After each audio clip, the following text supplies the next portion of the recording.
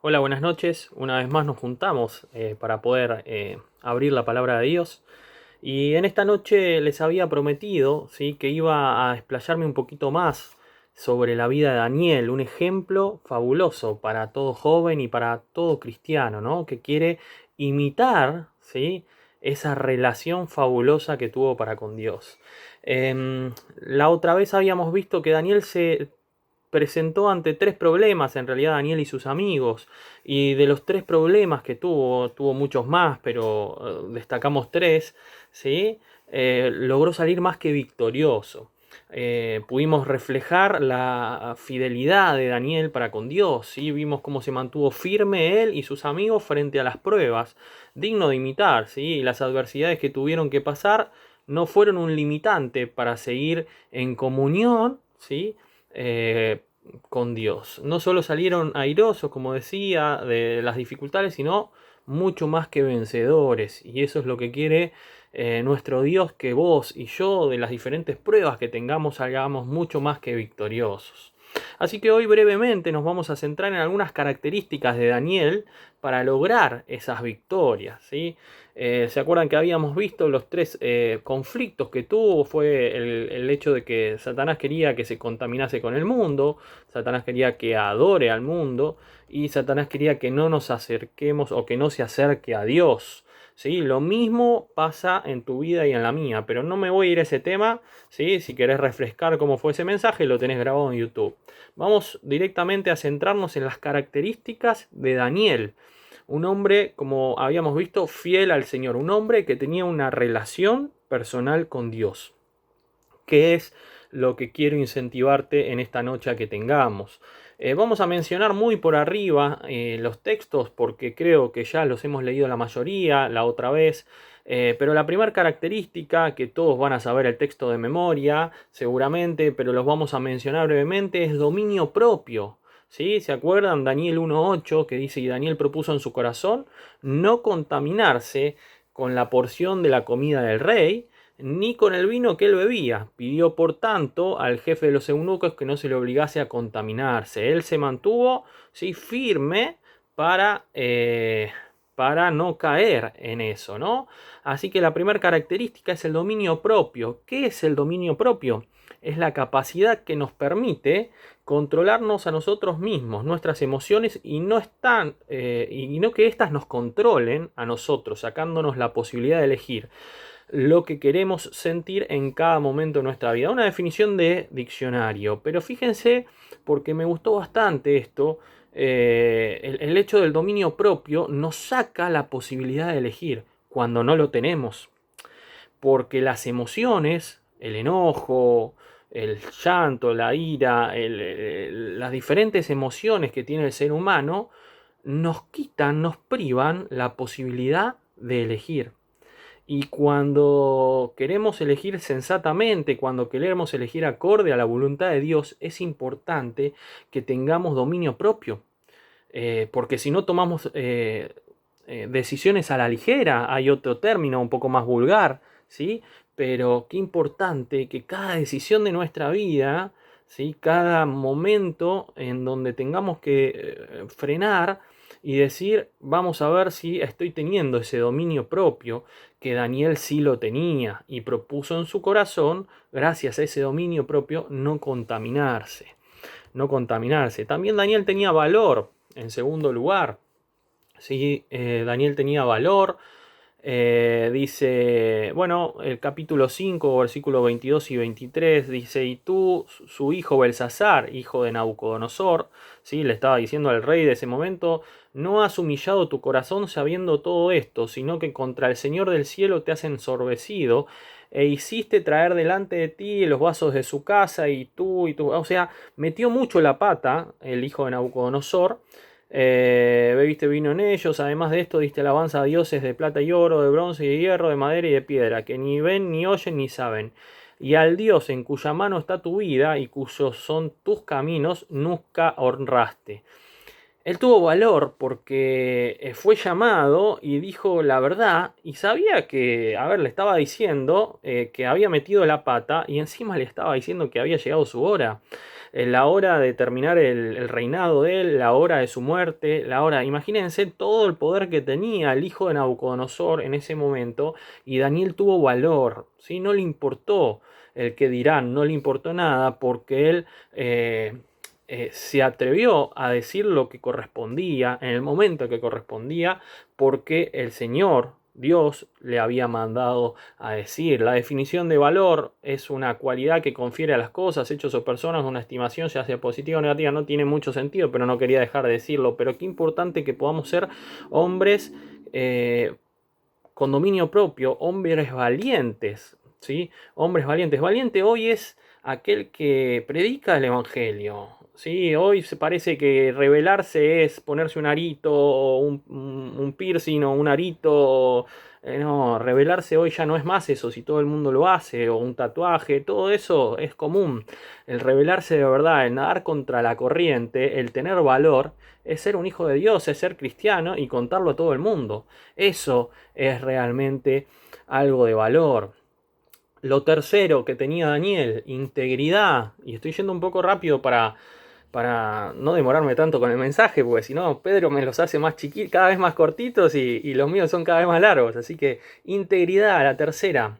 Daniel 6.4 dice entonces los gobernadores y sátrapas, este también lo leímos la otra vez, buscaban ocasión para acusar a Daniel en lo relacionado al reino, mas no podían hallar ocasión alguna o falta, porque él era fiel y ningún vicio ni falta fue hallado en él. Sí, se ve un testimonio fabuloso de Daniel, era íntegro. Fíjense, ¿cuántos en tu barrio están buscando, o en tu escuela, o en tu entorno, están buscando algún error en vos como cristiano? Probablemente muy pocos. Sin embargo, Daniel tenía un montón y estábamos hablando de que había mucho poder ahí, muchas cosas en juego, y sin embargo él se mantuvo íntegro. ¿Cuánto más vos? ¿Cuánto más yo? Nos tenemos que mantener íntegros, ¿sí? La definición, el concepto de integridad, ¿sí? Deriva del término de origen latino integritas, ¿sí? Hace hincapié en la particularidad de íntegro y a la condición pura, ¿sí? Algo íntegro es una cosa que posee todas sus partes intactas. O dicho de una persona hace referencia a un individuo correcto, educado, atento, intachable, ¿sí? Estamos hablando del testimonio, de ser íntegros, de ser alguien intachable. ¿Somos gente intachable? O nos conocen en el barrio porque somos las polvoritas del barrio, o nos conocen en nuestra casa porque nos dicen algo y enseguida explotamos. ¿Cómo somos, no? Qué importante, Daniel, ¿sí? Que tenía, y se los recuerdo a los jóvenes para las preguntas después, dominio propio, valor, integridad, ¿sí? En cuarto lugar, devoción. Devoción.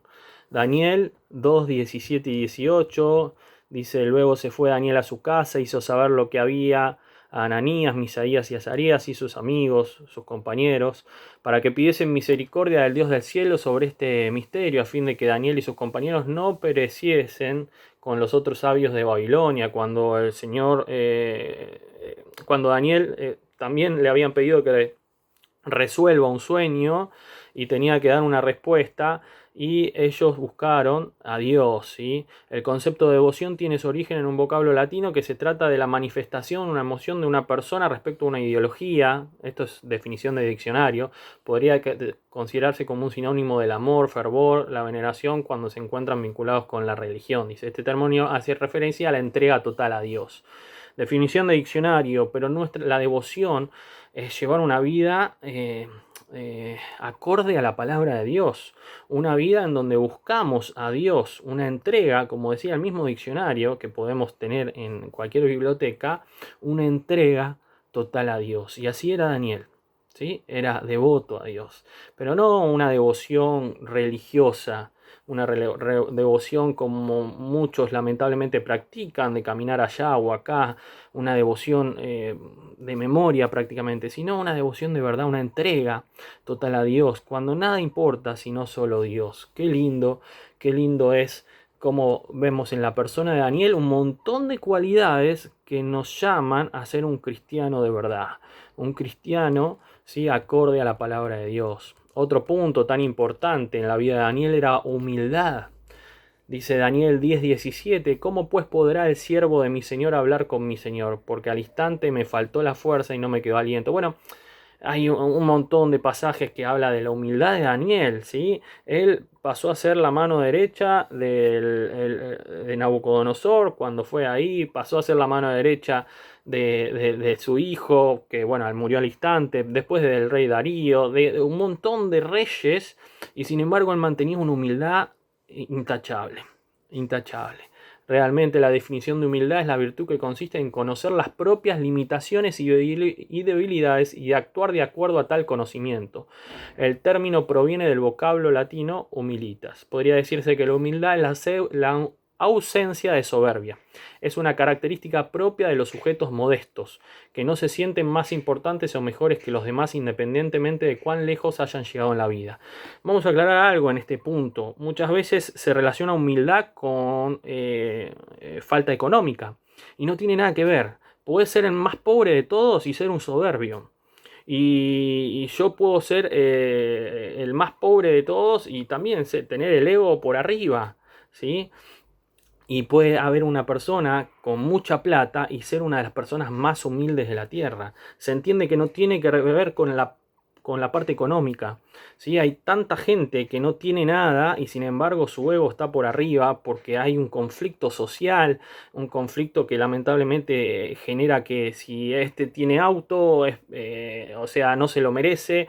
Y pobre tipo por ahí estuvo trabajando 20 horas por día durante toda su vida, todos los días, y vos te genera un rencor. Eso está viendo en la sociedad hoy en día porque está viendo poca humildad. ¿Sí? Hay mucha soberbia por sobre todas las cosas, ¿no? Entonces acá nos está llamando, y me estaba yendo de tema, menos mal que volví, a la humildad. Qué importante es que seamos humildes. El Señor nos llama a que seamos humildes y que sepamos nuestras limitaciones. Tampoco tiene que ver con subestimarnos, ¿eh? Hay muchos que se subestiman, entonces no trabajan para Dios porque se subestiman. No, yo no puedo, no, yo no esto, no, no tiene que ver con eso tampoco la humildad, ¿sí? Ni hay que tener una sobreestima de uno, ni subestimarnos, ni tenernos por poco. Hay que tenernos acorde a lo que nos vemos reflejados, ¿sí? Y también buscar consejo en los demás para que nos digan qué cosas tenemos que cambiar y qué no. Pero el Señor nos llama, ¿sí? A la humildad. Y después, ante último, ¿sí?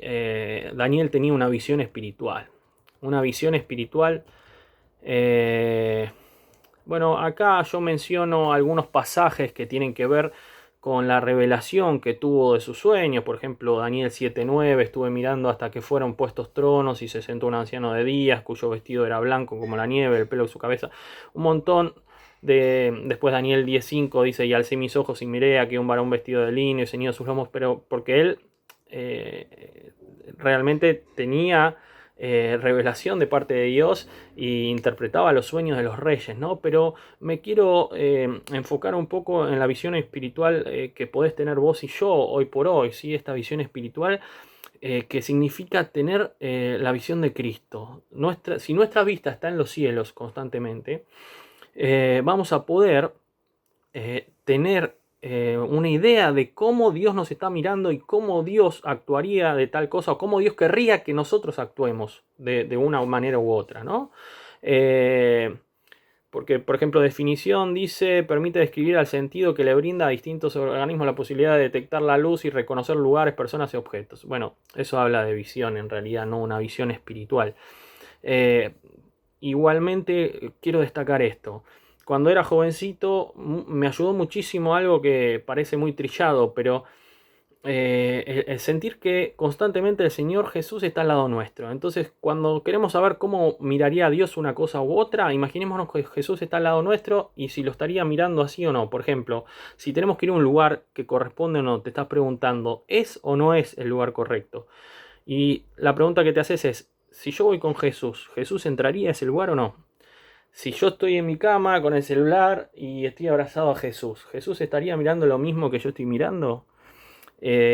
Si yo tengo que encarar un proyecto, un estudio, una novia, ¿sí?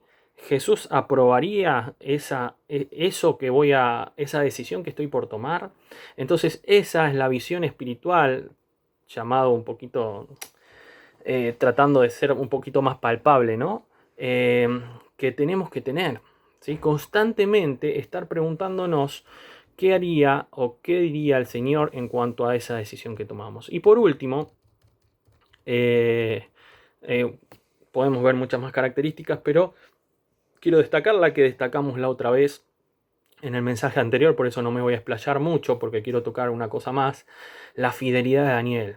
¿Sí? Dios es fiel siempre, pero nosotros somos los que fallamos.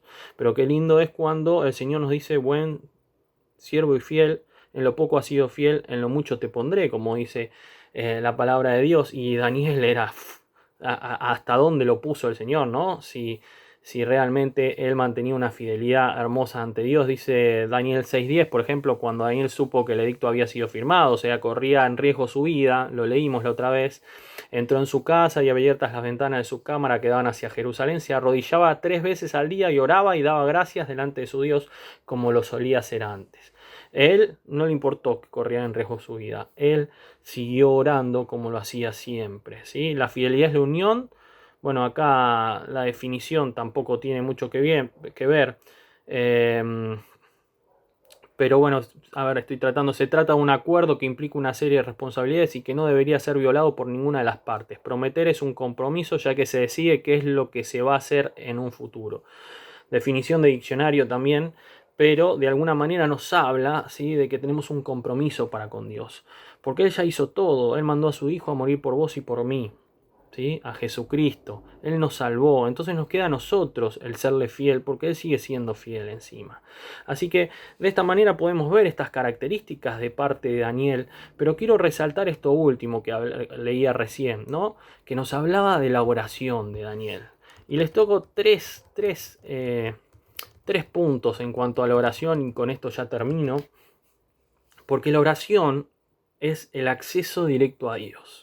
Me gusta este término porque hoy por hoy con las computadoras, los celulares y demás, hay veces que tenemos que hacer muchos pasos para entrar a tal lugar. Ahora, en cuanto está el acceso directo en el escritorio, el que entiende un poquito va a saber lo que le digo, ya directamente hacemos doble clic ahí y accedemos directo a ese programa o esa cosa, ¿no? Salvando las distancias, la oración nos provee un acceso directo a Dios. Es algo fabuloso que no sabemos aprovechar. Es mucho más que hablar con Dios. A través de la oración podemos tener una relación directa con Dios. La mayoría de las veces accedemos a la oración quizás como un método desesperado porque nos está pasando algo, ¿sí?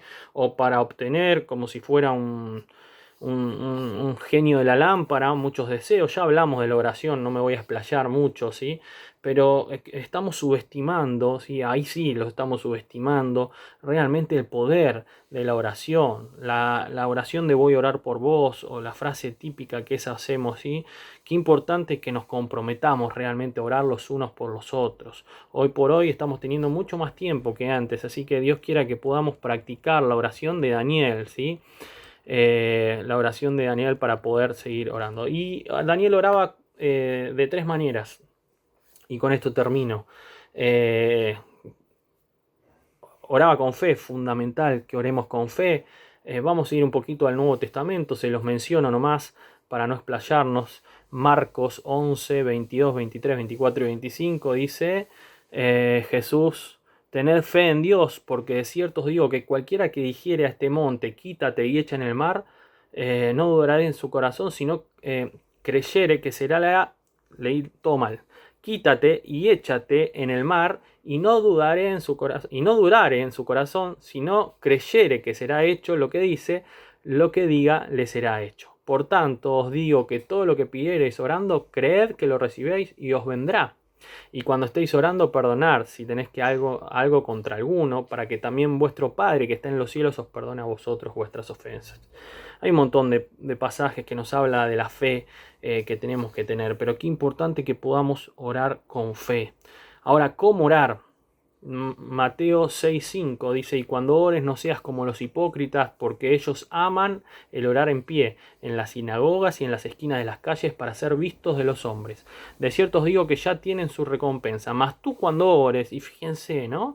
Entra en tu aposento, en tu pieza, en tu habitación, en un lugar donde puedas tener intimidad con Dios. Cerrada la puerta, ora a tu Padre que está en secreto, y tu Padre que ve en lo secreto te recompensará en público. Y orando no uses vanas repeticiones como los gentiles que piensan que por su palabrería serán oídos. Fíjense, no os hagáis semejante a ellos, porque vuestro Padre sabe de qué cosas tenéis necesidad antes que vosotros la pidáis, pero igual quiere que le busquemos en oración. Y por último, qué importante, como dice Juan 14, 13 y 14, dice, y todo lo que pidiereis al Padre en mi nombre, lo haré, para que el Padre sea glorificado en el Hijo.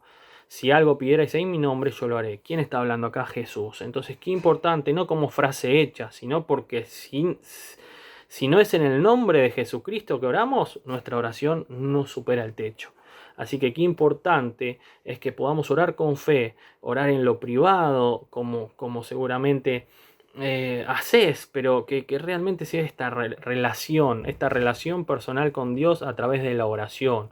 Así que podemos imitar como Daniel, ¿sí? Que era un hombre de oración, un hombre con acceso directo a Dios, un hombre y un siervo fiel. Que el Señor nos bendiga y podamos imitar un poquito más de la vida de Daniel. Amén.